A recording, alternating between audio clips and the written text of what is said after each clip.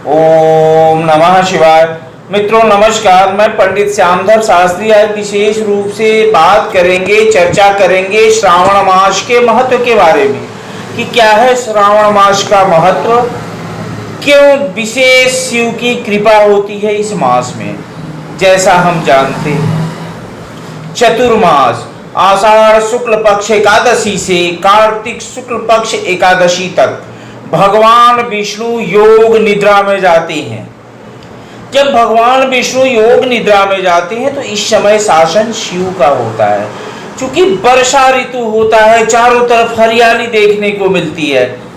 श्रावण मास विशेष करके हिंदी पंचांग के अनुसार, हमारे संवत के अनुसार वर्ष का 5वां महीना होता है और अंग्रेजी के हिसाब से लगभग जुलाई और अगस्त के मध्य श्रावण मास पड़ता है।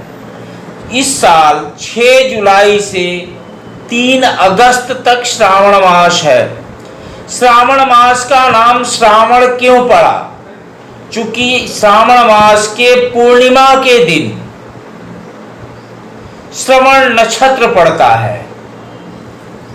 लगभग उदया तिथि में या उदया तिथि के बाद श्रवण नक्षत्र अवश्य पड़ेगा, इसलिए इसका नाम श्रावण मास पड़ा।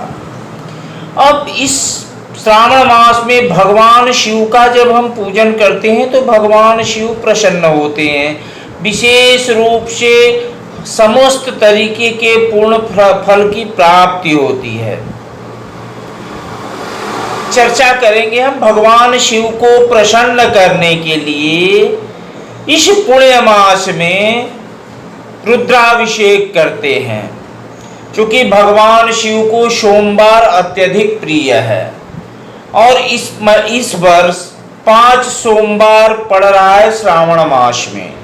तो सोमवार के दिन अगर आप रुद्राभिषेक कराते हैं तो आपके लिए लाभप्रद रहेगा, या श्रावण मास में किसी भी दिन कराते हैं तो।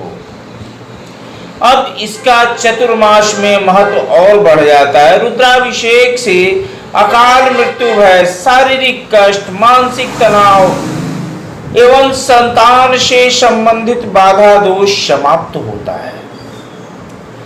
अब हम चर्चा करते हैं कि भगवान शिव की कृपा क्यों बरसती है अगर आप रुद्राभिषेक करते हैं, कराते हैं तो। ऋतं दुखम द्रावयन्ति नश्यति रुद्रः, अर्थात जो सभी प्रकार के रुत यानी दुखों का नाश करने वाले ही रुद्र हैं, भगवान शिव हैं।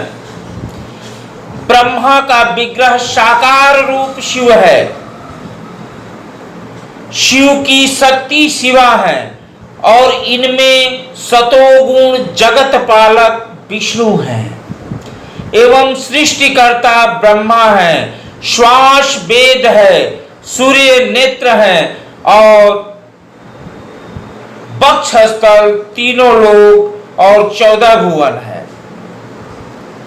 हम जब रुद्राष्टाध्यायी करते हैं, रुद्री कराते हैं, पाठ कराते हैं तो किस तरीके का लाभ होता है, इस पर हम बात करेंगे कि भगवान शिव का दुग्ध से अभिषेक यदि आप करते हैं तो संतान की प्राप्ति होती है।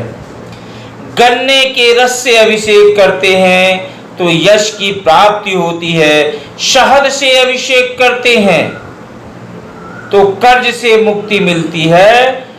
कुश से अगर अभिषेक करते हैं तो पितृदोष से मुक्ति मिलती है और पंचामृत से स्तुति करते हैं तो अष्ट लक्ष्मी की प्राप्ति होती है। और नदियों के जलाशय से अभिषेक करते हैं तो मोक्ष की प्राप्ति होती है, इसमें कोई संदेह नहीं है।